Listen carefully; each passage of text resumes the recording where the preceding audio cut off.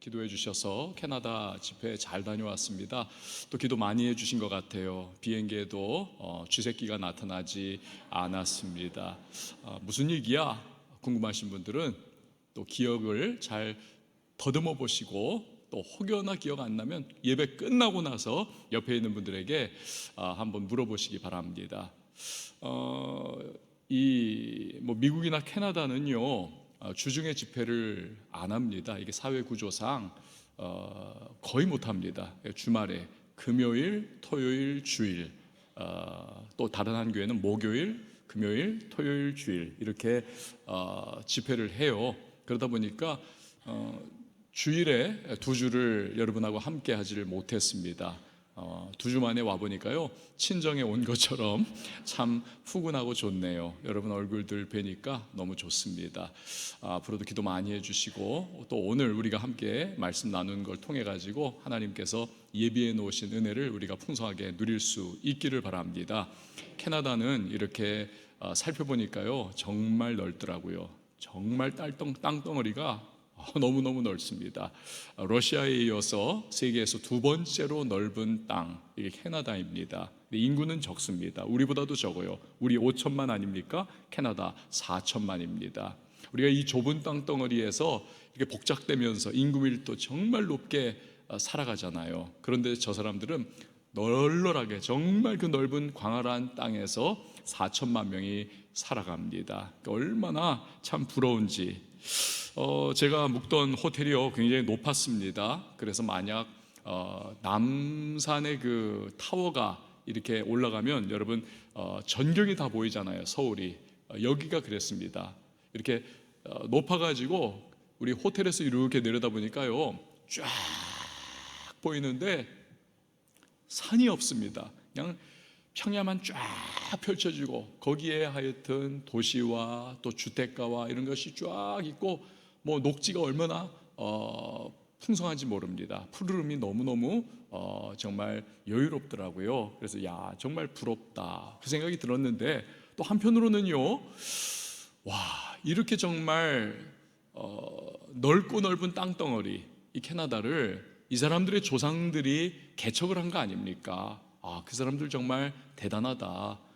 얼마나 고생을 많이 했을까. 하루하루 여러분 그 광활한 땅을 개척해 나가는 이 캐나다 조상들, 어찌 보면 하루하루가 생과 사의 갈림길에 놓여지는 위기의 연속이 아니었을까 생각을 해봅니다.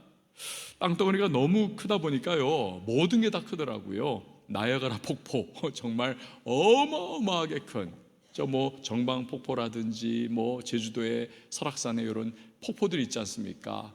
저거에 비하니까 뭐가 연상되냐면, 그 얼어붙은 겨울 수도꼭지에서 물이 이렇게 졸졸졸졸 흘러내리는 그런 느낌이었어요.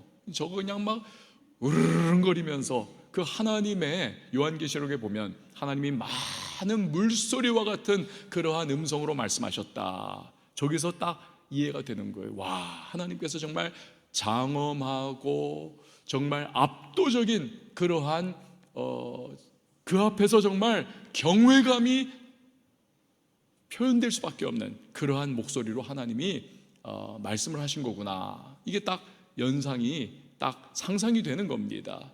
저러한 나야가라 폭포, 이거 자원이 어마어마한 거죠. 나무도요, 이 캐나다 사람들은 다른 거 아무것도 안 해도 캐나다에 있는 나무만 잘라가지고 벌목해서 목재만 팔아먹어도 100년을 4천만 명이 호요식할 수 있다는 겁니다. 그만큼 자원이 풍부하고 지하 자원도 어마어마하고요. 나야가라 폭포 1년에 그냥 사람들이 사시사철 그 앞에 그 관광객 여러분, 그 사람들이 또 쓰는 돈이 얼마나 많겠습니까? 우리 한국 사람들도 1월만 되면 정초에 나야가라 폭포 가가지고 큰 소리로 외친다 하지 않습니까? 나야 가라 이러면서. 이 캐나다 사람들이 정말 복받은 사람들이에요. 그 조상들이 정말 그 위기를 겪으면서도 개척을 해냈더니 정말 풍요의 기회가 그들에게 찾아온 거죠. 여러분, 위기는 기회입니다. 우리 한국 사람들도 그렇지 않습니까? IMF 위기 때 정말 많은 직장인들이 피눈물을 흘리고 많은 피땀 흘려 세운 기업들이 또 도산을 겪기도 했지만, 그러나 또 한편으로는 어떻습니까? 정말 허리띠를 졸라매고 기업들도 체질 개선을 위해 가지고 몸부림을 쳤지 않습니까? 국가 경제도 펀더멘털을 강건하게 세우기 위해 가지고 정말 얼마나 노력을 많이 했습니까? 그러노니까 결국 지금 선진국의 반열에 딱 올라설 수 있는 틀이 그때에 세워진 것이죠. 위기는 기회인 것입니다. 여러분, 우리가 살다 보면 위기를 직면할 때가 있습니다. 그 위기를 기회로 만들어야만 합니다. 그래서 돌이켜보니까 그때 정말 피눈물 나게 괴롭고 힘겹고 너무너무 어렵고 답답했지만, 이제 보니 그때가 내 인생의 축복의 문이 열리는 하나님이 예비해 놓으신 기회였구나. 이러한 간증이 나와야 하지 않겠습니까? 여러분, 하나님이 도와주시는 줄 믿으시기를 바랍니다. 하나님은 위기를 기회로 바꾸시는 분이십니다. 우리가 그분의 원리를 따라 행하기만 한다면 얼마든지 하나님은 우리의 삶에 다가오는 위기를 변화하여 기회로 바꿔주시는 분이십니다. 그걸 오늘 본문에 나오는 이스라엘 백성들이 보여주고 있는 것입니다. 암몬 족속의 왕 나하스가 길르앗 야베스 사람들에게 선전포고를 합니다. 다 죽이겠다는 거예요. 그러자 전력을 비교해 본 그들이 두 손 두 발을 초장에 듭니다. 아예 싸울 전투 의지를 상실을 해버려요. 이 야베스 사람들이 나하스에게 말합니다. 우리 살려만 주면 우리 뭐든지 다 하겠노라고. 나하스가 말을 합니다. 겁박을 하는 거죠. 너희의 오른쪽 눈을 내가 다 도려내서 빼버려야만 내가 너희를 종삼고 목숨 살려주겠노라고. 여러분, 얼마나 끔찍한 협박을 하고 있습니까? 그러자 이 야베스 사람들이 마음이 완전히 무너져 내리고 집단 패닉에 빠져듭니다. 나하스에게 말을 하죠. 온 이스라엘에 우리가 전령들을 보내가지고 우리 도와달라고 요청할 텐데, 그래도 우리 도와주는 사람이 없으면 어떻게 하겠는가? 죽는 것보다야 당신이 우리 눈알 다 빼는 것이 낫지 않겠는가? 우리 그렇게 하겠노라고. 그러자 나하스가 해봤자 누가 도와주겠나? 오케이, 그렇게 한번 해보라고 일주일에 말미를 줍니다.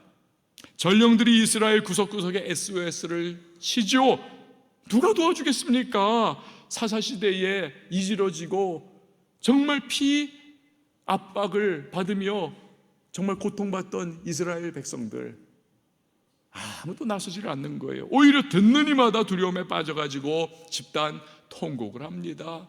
야베스 사람들만 저 나하스가 한 누나를 빼겠는가? 우리 모두를 다 누나를 빼고 우리를 다 종삼으려 하지 않겠는가? 그야말로 이스라엘의 엄청난 국가적인 위기 상태가 다가온 것입니다. 그런데 여러분, 이 위기의 결과부터 한번 보십시오. 어떻게 됩니까? 우선은 이 전쟁에서 이스라엘은요, 있을 수 없는 엄청난 대성을 거둡니다. 그리고 이미 왕으로 기름 부음을 받은 사울, 그가 명실공히 이스라엘의 진정한 지도자로 우뚝 자리매김을 합니다.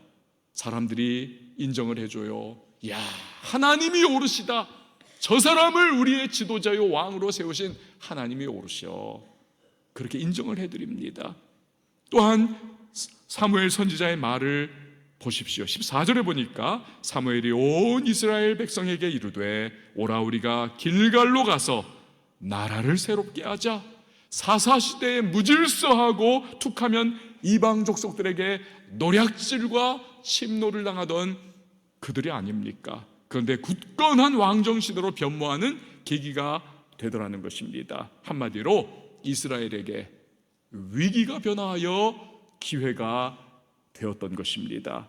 여러분, 이 모든 국가적 변화의 시작은요, 한 사람 사울의 변화로부터 비롯하는 것입니다. 길르앗 야베스의 일로 두려움에 빠져 울부짖던 사람들을 본 사울이 자초지종을 듣습니다. 그때 그의 반응을 한번 보세요. 우리 6절 말씀 같이 읽어보도록 하겠습니다. 시작. 사울이 이 말을 들을 때에 하나님의 영에게 크게 감동되매 그의 노가 크게 일어나. 아멘. 모두가 위기 앞에서 두려움에 사로잡혔습니다. 어쩔 줄 모르고 주저앉아 있습니다. 그런데 사울만은 하나님의 신, 즉 성령에 사로잡혀요.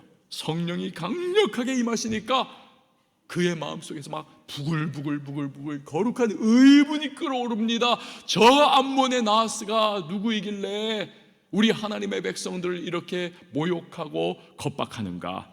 우리가 이렇게 가만히 있어서는 절대 안 되지. 여러분, 이처럼 민족적 위기를 오히려 기회로 바꾼 시발점은 용기와 담대함을 주시는 성령께서 임하시느냐 아니냐, 여기에서 비롯된 것입니다. 여러분, 그렇습니다. 성령은 모든 놀라운 변화의 주인공 되심을 믿으시기를 바랍니다. 이걸요, 대표적으로 그리고 최초로 보여준 이 성령의 역사, 이거 천지창조가 아닙니까? 천지창조. 창세기 1장 1절 이하를 보니까요, 태초에 하나님이 천지를 창조하시니라. 땅이 혼돈하고 공허하며 흑암이 깊음 위에 있고 하나님의 영은 수면 위에 운행하시니라. 온 우주가 혼돈과 공허와 어둠 가운데 뒤죽박죽입니다. 카오스의 상태. 근데 이것을 질서정연한 우주로 만드는 이 코스모스의 상태로 변화시킨 분이 누구십니까? 바로 하나님의 영이신 성령님이십니다. 자, 그래서 부활하신 예수님도 승천하시기 전에 예수님이 이제 승천하시면 우린 대체 어쩌란 말인가? 어떻게 하는가? 이렇게 어수선한 제자들에게 뭐라고 말씀하십니까? 사도행전 1장 8절 우리 같이 읽어볼까요? 시작. 오직 성령이 너희에게 임하시면 너희가 권능을 받고 예루살렘과 온 유대와 사마리아와 땅끝까지 이르러 내 증인이 되리라 하시니라. 아멘. 오직 성령만이 그들을 사로잡아 무기력하고 아무런 무능력하고 무질서하고 두려움에 사로잡힌 제자들을 위대한 사도들로 변화시켜 주신다는 것입니다. 여러분, 사울 한 사람에게 먼저 성령이 임하니까 어떤 일이 일어납니까? 동일한 성령께서 사람들 사이에서도 막 또한 역사하는 거룩한 파급 효과가 나타나더라는 거예요. 그 두려움과 절망에 무너져 있던 이스라엘 백성들이 움직이기 시작합니다. 질서가 잡힙니다. 군대를 형성하는 것입니다. 7절에 보니까 한결이의 손을 잡아 각을 뜨고 전령들의 손으로 그것을 이스라엘 모든 지역에 두루 보내어 이르되 누구든지 나와서 사울과 사무엘을 따르지 아니하면 그의 소들도 이와 같이 하리라 하였더니 여호와의 두려움이 백성에게 임하매 그들이 한 사람같이 나온지라. 30만 명에 이르는 이스라엘 백성들, 그리고 3만 명에 이르는 유다 백성들, 도합 33만 명이 군대가 되어가지고 암몬 자손 그 나하스의 군대를 완전히 격파하는 놀라운 역사가 임하게 되었던 것입니다. 여러분, 우리도 마찬가지예요. 하나님이 우리 인생에서 위기를 기회가 되게 하시는 그 첫 번째 단계에서 필수적인 것이 무엇인가? 성령의 역사인 것입니다. 성령의 역사. 위기 앞에서요, 천만인이 무너진다 할지라도 성령이 내 안에 역사하시고 성령께서 내게 용기와 담대함을 주시면 그 사람은 두 발을 우뚝 세워서 앞을 향해 나갈 수 있고 돌파할 수 있음을, 심지어 위기를 기회로 바꾸는 주인공이 될 수 있음을 믿으시기를 바랍니다. 그래서요, 여러분, 기도가 아무것도 아닌 것 같아도요, 기도 왜 하나 싶어도 기도가 중요한 이유가 거기에 있는 겁니다. 성령은 기도의 영이세요. 성령은 기도하는 자에게 임하시고 역사하신다는 사실을 기억하시기를 바랍니다. 구약시대에는요, 하나님께서 어떤 사람을 거의 강제적으로 부르셨습니다. 그리고 거의 강제적으로 일방적으로 성령을 막 부어주셔가지고 그 사람을 심지어는 선지자로 또 사사로 이렇게 사용하셨습니다. 그러나 신약 시대는 다릅니다. 예수님 말씀하셨지 않습니까? 제자들에게 너희가 성령이 임하시면 예루살렘과 온 유대와 사마리아와 땅끝까지 이르러 내 증인 된다. 사도 되어서 위대한 복음 전파자 된다 말씀하셨는데 그냥 되는 겁니까? 아니요. 기도해야 된다는 겁니다. 기도해야 된다. 그래서 제자들이 마가 요한의 다락방에서 막 열흘 동안 간절히 합심하여 간절히 기도하니까 그들에게 성령이 강력하게 임하시고 이 겁먹고 무능력하고 배신했던 제자들이 변화하여서 온 땅을 뒤집어 엎어버리는 교회 시대의 주인공이 되는 놀라운 사도의 역사, 위기가 변화하여 기회가 되는 놀라운 능력, 여러분 그것은 기도를 통한 성령의 역사임을 믿으시기를 바랍니다. 위기 앞에서 그래서요 자꾸 아유 어쩌지 자꾸 여러분 우왕좌왕하지 마십시오. 문제거리를 계속 묵상하면서 문제에 매몰되지도 마십시오. 대신에 기도하는 성도님들이 되기를 바랍니다. 또 기도하시고 또 기도하는 우리 왕성의 성도님들이 되셔야만 하는 겁니다. 기도할 때 성령께서 위기를 변화시켜 기회되게 일해 주시는 것입니다. 위기를 기회로 바꾸신 하나님의 역사가 일어나기 위해 가장 먼저 필요한 게 성령이 임하시는 겁니다. 하지만 그것이 끝이 아닙니다. 다시 한번 사울을 보세요. 성령이 임하셨습니다. 거룩한 의분이 끓어오릅니다. 사울이 온 이스라엘에 전령을 보냅니다. 군대 소집령을 내린 거예요. 근데 그때 강조하는 말이 있습니다. 7절 말씀 우리 같이 한번 읽어볼까요? 시작. 누구든지 나와서 사울과 사무엘을 따르지 아니하면, 아멘. 나 사울을 따르지 아니하면, 하나님이 왕 삼으신 나를 따르지 아니하면, 그렇게 말하지 않았습니다. 나와 사무엘을 따르지 아니하면. 나와 사무엘, 여러분 선지자 아닙니까? 사무엘, 구약시대 선지자는 어떤 역할을 했습니까? 하나님의 말씀의 대언자입니다. 그래서 이 선지자가 정상적인 사람이고 하나님의 기름 부으심을 받아서 대언하는 말씀이라면 이 선지자의 예언의 말씀은, 선지자의 선포하는 말씀은 하나님의 말씀이었던 겁니다. 그러므로 무엇을 의미합니까? 나와 사무엘, 나와 사무엘. 여러분 위기를 기회로 바꾸시는 하나님의 역사에는 반드시 말씀이 있어야 한다는 것입니다. 이 정경으로 인정이 된, 확실히 인정된 성경 말씀을 헬라어로 캐논이라고 말을 합니다. 잣대를 의미해요. 거리를 재거나 방향을 이렇게 제시를 할 때 잣대가 없으면, 이 기준이 없으면 엉망진창이 됩니다. 우리가요 이렇게 펜을 가지고 이렇게 줄을 긋는다고 생각을 해보십시오. 아무리 우리가 1mm 최선 다해가지고 줄을 거도요 이거 한 30cm만 가면 벌써 삐뚤 합니다. 안 되는 겁니다. 여러분 이번에 제가 비행기 탔는데 만약에 기준 삼아 놓은 그 비행 항로, 경로가 딱 입력이 되어 있지 않다 생각을 해보십시오. 그럼 이 조종사가요, 기장이 자기의 육안으로만 딱 기준 삼아가지고 간다고 생각해 보세요. 태평양 가다가 막 혼란이 와가지고 계속 그 드넓은 바다 위를 뱅뱅 돌다가 연료 다 떨어지고 어느 섬에 불시착하면 다행이고 추락하면 끝나는 겁니다. 여러분, 성경 말씀이 잣대요 기준인 겁니다. 우리가 나아갈 길, 우리가 나아갈 방향, 이것을 성령께서 감동으로 기록해 하신 이 성경 말씀, 이것이 우리에게 제시를 해주는 겁니다. 여러분 제가요 이번에 이렇게 몇 가지를 좀 생각한 것이 있습니다. 요 며칠 전에 제가 이렇게 샤워를 하고 머리를 말리는데 이 헤어 드라이어로 막 머리를 말리거든요. 그리고 나서 이제 빗질을 해요. 그러면서 이렇게 좀 볼륨도 집어넣으려고 제가 이렇게 쫙 드라이로 이렇게 하는데 한두 번 한 거 아니잖아요. 제가 수십 년을 그렇게 해왔습니다. 오늘도 그걸 한 거예요. 제가 제 스스로 이렇게 막 드라이어로 막 하고 말리고 막 다 하여튼 했는데 1만 시간의 법칙이 있지 않습니까? 1만 시간만 투자를 하면 그 분야에 달통한다는 거 아닙니까? 여러분 제가 드라이하고 머리 말리고 막 하여튼 그런 것들, 여러분들도 화장하시고 머리 이렇게 막 이렇게 훅가시 넣고 막 그런 거 있잖아요. 근데 그거 할 때 여러분 한두 번 한 거 아니지 않습니까? 1년 360일 우리가 머리 말리면서 막 드라이를 하고 수십 년도 지금까지 왔습니다.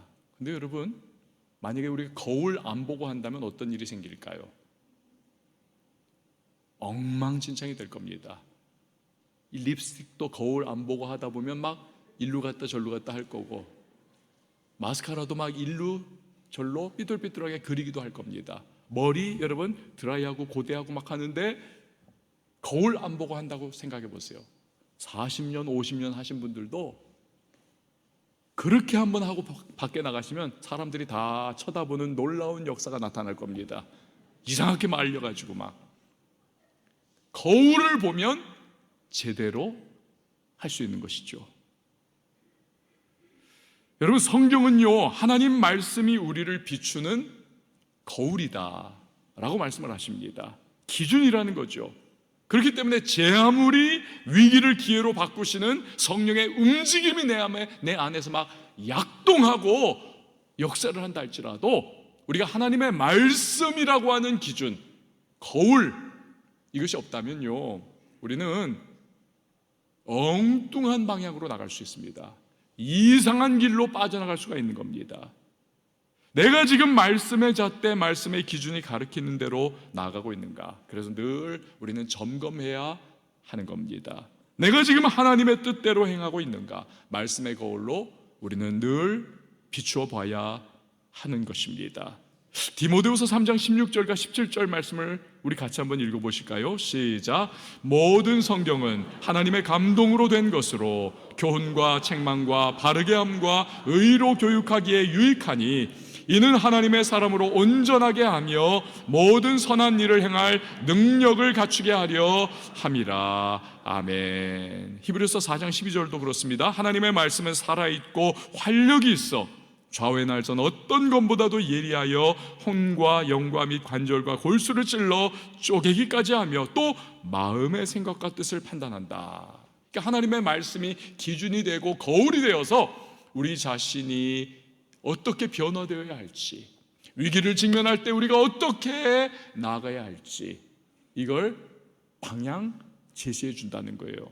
시편 119편 50절을 보면 하나님의 사람이 위기를 직면한 것 같습니다. 그런데 그 위기로부터 자신을 일으켜 세우셔서 새로운 인생의 기회로 나아가게 하시는 그 하나님을 어떻게 만났는가, 그가 간증을 하고 있습니다. 보세요. 이 말씀은 나의 고난 중의 위로라. 주의 말씀이 나를 살리셨기 때문이니이다. 고난 중에 자빠지고 무너지고 쓰러지고 완전히 끝장날 줄 알았어요. 그러나 하나님의 말씀이 다가오더니 그 말씀이 심령을 살리고 성령의 역사 가운데에 새로운 기회의 문을 열어 다시 한번 인생을 재도전하는 그러한 역사가 나타나게 되더라는 겁니다. 오늘 본문도 그렇죠. 이스라엘 앞에 닥친 위기를 기회로 바꾸는 결정적인 역할, 그것도 결국 무엇입니까? 오라! 우리가 길갈로 가서 나라를 새롭게 하자. 이 선지자 사무엘의 전하는 말씀, 즉 하나님의 말씀을 통해서 결국 나라의 근간이 사사시대로부터 왕정시대로 변화하는 새로운 기회가 확 시작되더라는 겁니다. 사랑하는 여러분, 위기를 기회로 바꾸시는 하나님의 역사를 기대하십니까? 성령이 일해 주셔야만 하는 겁니다. 이를 위해서 여러분 기도하시기 바랍니다. 기도하셔야 해요. 기도. 그리고 하나님의 말씀을 딱 붙드십시오. 그리할 때 우리가 나아갈 방향을 제시하시는 하나님의 인도하심을 받게 되는 것입니다. 자, 그런데 여기서 한 가지 놓치지 말아야 할 것이 있습니다. 자, 왜 위기를 기회로 바꾸시는 하나님을 기대하는가? 왜 기대하는가? 그분을 나의 영광인가? 하나님의 영광을 추구하는 것인가? 나의 유익을 추구하는가? 하나님의 나라를, 그분의 나라의 유익을 우리가 추구하는가? 여러분, 우리는요 이 질문에 정직하게 답할 수가 있어야만 하는 겁니다. 이틀 전에 제가 금요 돌파기도회 때도 그 토론토에 집회했던 한 교회의 목사님 이야기를 드렸습니다. 이 교회가 기도 많이 하는 교회인데요, 그 일식집하고 한식집을 운영하시는 두 분의 그 성도님들이 계셨습니다. 집사님들이에요. 너무 안 되는 겁니다. 팔이 날리고 월세는 그냥 따박따박 나가는데 큰일 난 거예요. 수지가 안 맞아가지고. 어떡합니까? 막 그냥 너무 힘들어가지고 목사님 찾아와가지고, 목사님 기도 좀 해주세요, 기도해 주세요, 큰일 났어요. 그 목사님이 정말 간절히 기도하고 성도님들하고 함께 기도하고 막 그랬더니요, 진짜 한 달 만에 상황이 완전히 바뀌었어요. 일식집에도 사람들이 와글와글하고 한식집에도 사람들이 와글와글 찾아오고, 제가 그 양쪽 다 가봤거든요. 진짜 사람 많더라고요. 근데요, 그때부터 목사님의 고민이 시작이 됐습니다.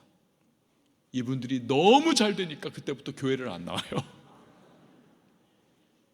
심지어는 부흥회 때도 코빼기도 안 비치는 겁니다.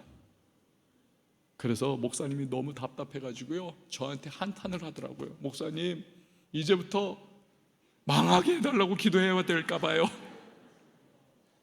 물론 그렇게는 기도 안 하죠. 어느 목사가 그렇게 기도하겠습니까? 그러니까 너무 답답하고, 이분들의 영혼이 지금 돈 세는 재미에 빠져가지고 완전히 하나님 멀어지고, 주님이 주신 축복이, 주님이 주신 은혜가, 기도 응답이 오히려 이분들 주님 떠나는 그러한 상황이 돼버렸으니 이거 너무너무 한탄스러워가지고 저한테 말을 한 거죠. 여러분, 하나님이 은혜를 주셨으면 감사하면서 하나님의 영광을 위해서 더욱더 살아야 하지 않겠습니까? 그렇지 않다면 은혜가 은혜 되는 것이 아니고 축복이 축복이 될 수가 없는 겁니다. 자기 유익과 자기 영광에 빠져버리는 거죠. 그래서요, 담임 목사가 그냥 계속 한탄하고 그 사람 위해 가지고 그냥 막 속을 끓이며 기도하는 사람이 되는 겁니다. 이런 말이 있어요.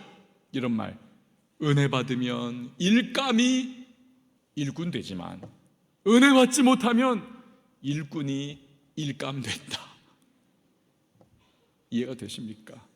여러분, 오늘 본문에서도 암몬 자손에게 대승을 거둔 이스라엘 백성들이 사울에게 말을 합니다.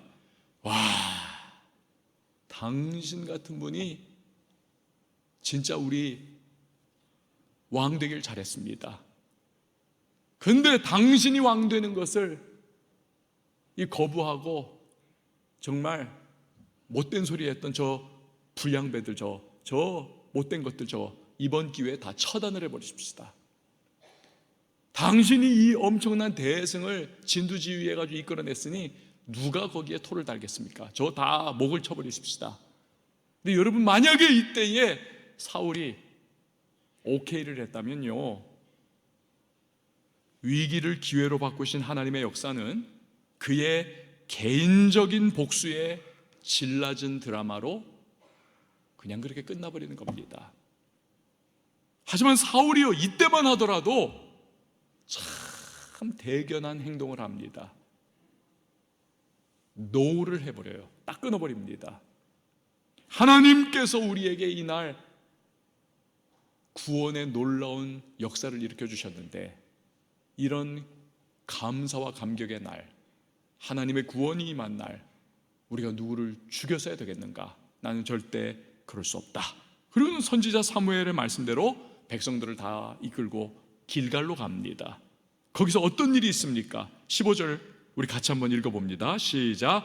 모든 백성이 길갈로 가서 거기서 여호와 앞에서 사울을 왕으로 삼고 길갈에서 여호와 앞에 화목제를 드리고 사울과 이스라엘 모든 사람이 거기서 크게 기뻐하니라. 아멘. 모든 영광, 모든 감사, 이것을 여호와 하나님 앞에 올려 드리더라는 것입니다. 이로써 위기를 기회로 바꾸시는 하나님의 위대한 드라마가 멋지게 완성이 되었던 것입니다. 할렐루야. 사랑하는 여러분, 변화는 좋은 것이죠. 그러나 변질은 나쁜 것입니다. 우리는 위기를 기회로 바꾸시는 하나님으로 인해서 놀라운 변화를 체험할 수 있습니다. 그런데 이 변화를 맛보면서도 하나님을 우리가 의식하며 살아가지 않는다면 우리는 언제든지 변질될 수 있습니다. 하나님이 주시는 은혜, 하나님이 주시는 축복을 나의 유익과 영광을 위해서 유용할 수 있습니다. 그럴 때 우리는 쓰임받다가 버림받게 될 겁니다. 더 크고 위대한 은혜와 역사가 내 삶에 이루어지는 기회를 발로 걷어차버리게 되는 것이죠.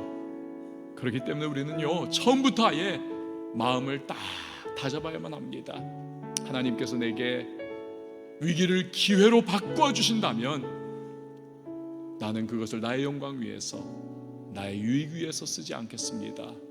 하나님의 영광을 위해서, 주님을 기쁘시게 하는 일에, 그리고 하나님의 나라 확장을 위하여 나는 헌신하겠습니다. 이 결단이 우리에게 요구됩니다. 그래야 할 때 우리는요, 위기를 변화시켜 기회되게 하시는 하나님의 놀라운 역사를 우리의 삶 속에 체험하게 될 것입니다. 우리 시간에 함께 찬양하도록 하겠습니다. 여러분이 찬양 부르시면서 하나님 앞에 여러분의 믿음을 고백하십시오. 그리고 그분을 바라보겠노라고, 그분만 의지하겠노라고 여러분 마음을 주님 앞에 올려드리는 은혜의 시간 될 수 있기를 원합니다. 주님 나를 부르시니,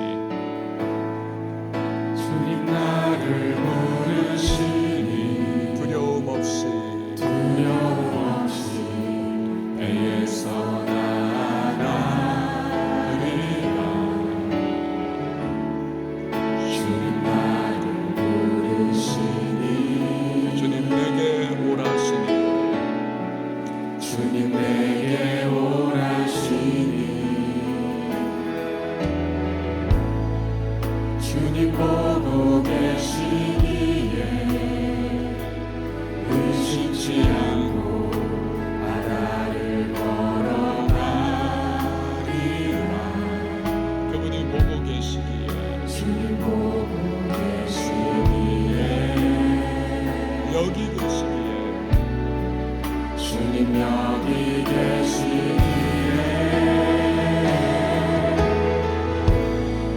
주님 여기 계시기에 이 길을 바다가 반석이 되고 주님 여기 계시기에 반석 위를 내가 걸어가리라. 주님 여기 계시기에 저녁이 파도가 반석이 되고 주님 여기 계시기에 반석 위를 내가 걸으리라. 주님 나를 부르시니, 주님 나를 부르시니 두려움 없이 애에서 나아가리라. 주님 나를 부르시니 주님 내게 오라시니, 주님 내게 오라시니 그분이 보고 계시기에, 주님 보고 계시기에 의심치 않고 바다를 걸어가리라. 아멘. 주님 보고 계시기에 주님 여기 계시기에 주님 여기 계시기에 이 길을 바다가 반석이 되고 주님 여기 계시기에 반석 위를 내가 걸어가리라. 주님 여기 계시기에, 주님 여기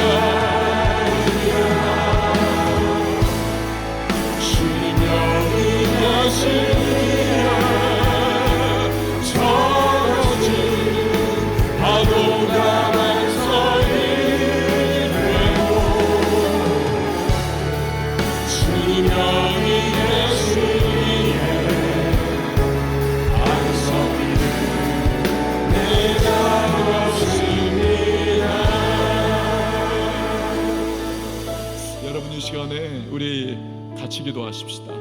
인생 살 때 우리 수많은 위기를 만납니다. 많은 사람들이 자포자기하고 무너지고 또 방법 아닌 방법을 찾으려고 몸부림칩니다.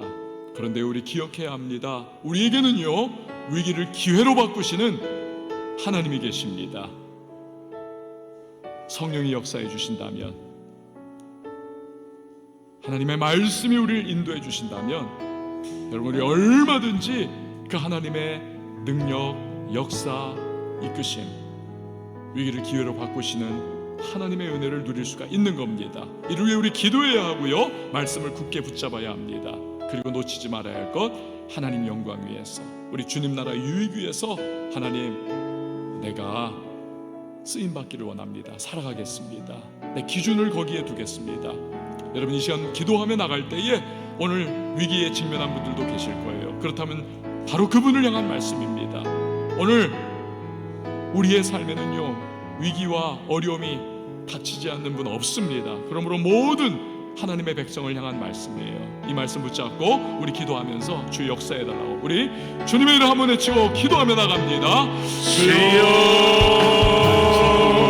하나님 아버지, 오늘 어떻게 삶 가운데 위기와 역경과 고난과 어려움이 찾아온다 할지라도 우리가 아버지 낙심하고 나절망하고 좌절하지 않게 하여 주시고, 아버지 위기를 기회로 바꾸시는 하나님을 의지하며 아버지 기도하며 아버지 하나님 모든 상황들을 돌파해 나가게 새로운 생명, 장의를 위기를 변화하여 기회되게 하시는 하나님, 계시기에 아버지 하나님 주저하지 않게 하여 주시고, 담대한 마음으로 하나님 믿음으로 살려나갈 수 있는 우리 되게 하여 주시옵소서.